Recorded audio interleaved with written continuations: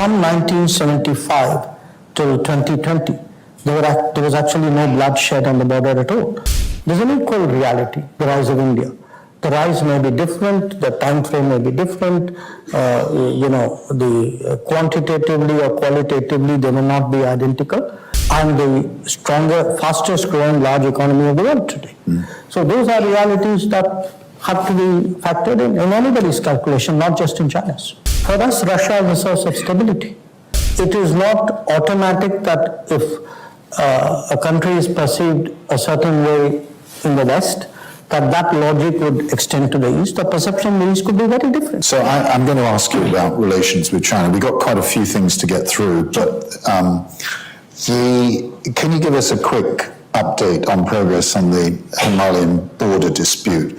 But then a slightly bigger question, which is, do you believe that China can accept India as a peer in its Sino-centric view of the world? Does it matter?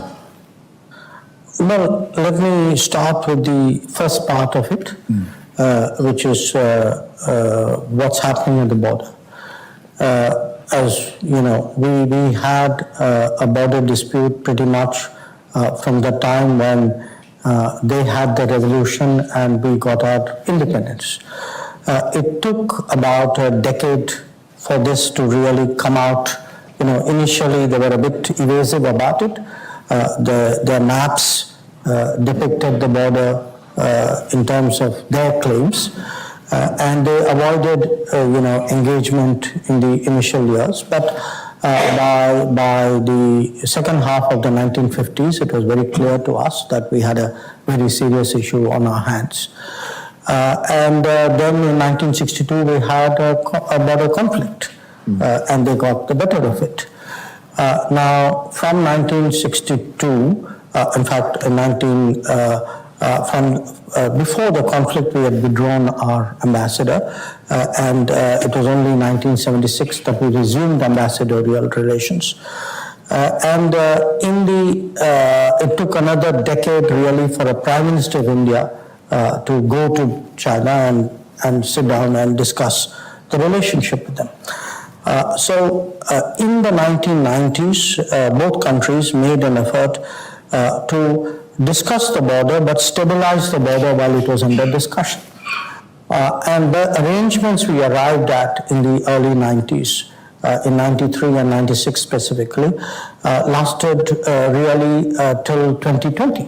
There were very specific arrangements about not bringing a large number of troops to the border, and then there were further agreements about what happens when patrols interact with each other.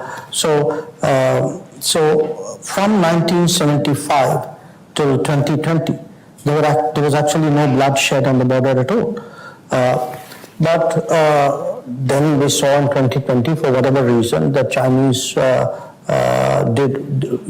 did not continue to adhere to the agreement, and we had a big movement of troops to the line of actual control, and eventually there was a clash. Quite a few soldiers died. And what that has done is it has really vitiated the relationship. It has vitiated the relationship, one, in terms of bringing back memories of a conflict and of sharp differences. But it has also raised questions about a neighbor. When you say, when you have an agreement, it's important that agreements are kept to. And when that doesn't happen, that too has consequences in terms of credibility and trust. So you're making some progress in the talks? The talks there are places where, because we responded again by moving troops in very large numbers. So what happened was we ended up with a number of points where there is very close-up deployment of troops, which is fundamentally dangerous. Yeah.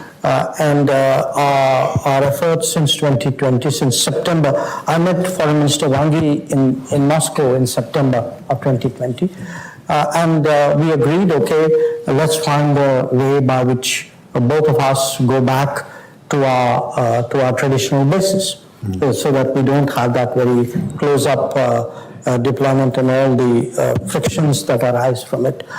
Now, since September 2020, we have solved a number of these situations, but there are some which are still under discussion. Okay. So this is still a discussion going on. So what about the bigger question? Now the bigger question,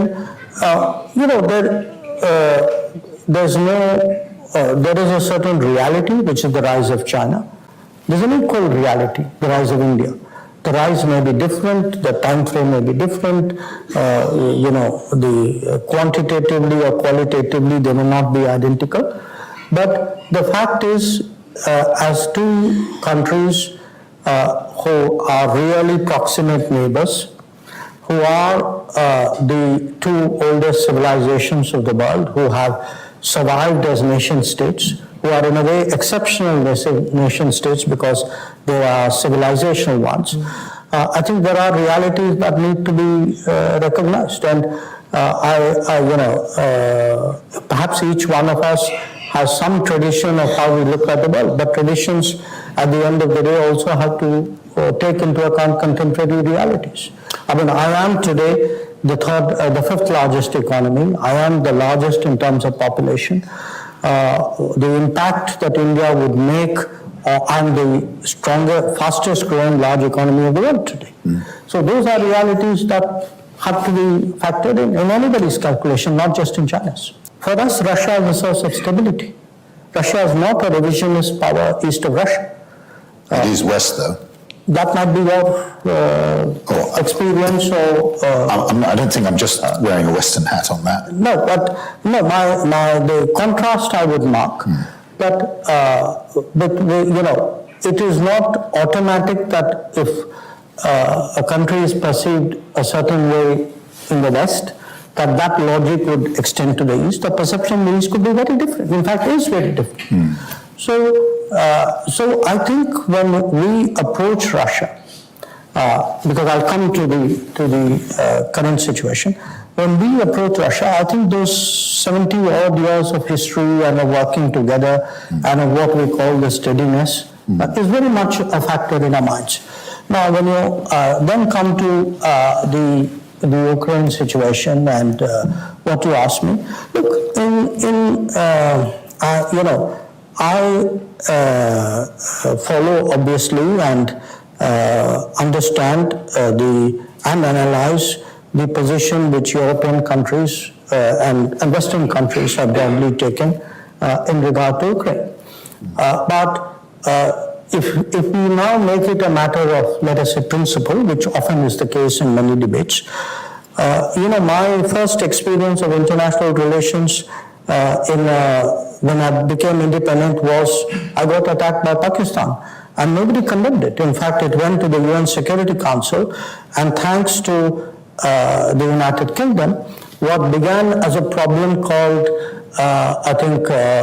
the aggression on Jammu and Kashmir, it ended up as the India-Pakistan question. So we have learned the hard way that people speak of principles. I don't say they are irrelevant or I wouldn't be cynical about it, but they are tempered by interests. And in this particular case, we have a very powerful interest to keep our relationship with Russia going. When it comes to the purchase of oil, just imagine for the moment, had we not bought oil from Russia, I think the global oil prices would have gone higher, because we would have gone into the same market, to the same suppliers that Europe would have done. And frankly, as we discovered, Europe would have outpriced us. We saw that in the LNG markets, where actually many supplies which were traditionally coming into Asia got diverted to Europe. And in fact, at least India was a big enough country to command some respect in the markets, but there were much smaller countries who didn't even get responses to their tender inquiries because the LNG suppliers were no longer interested in dealing with them. They had bigger fish to fry. So we've actually softened the oil markets and the gas markets through our purchase policies. We have, as a consequence, actually managed global inflation. So frankly, people should be saying You'll be thank doing you. service. Yes, absolutely. I'm waiting for the thank you.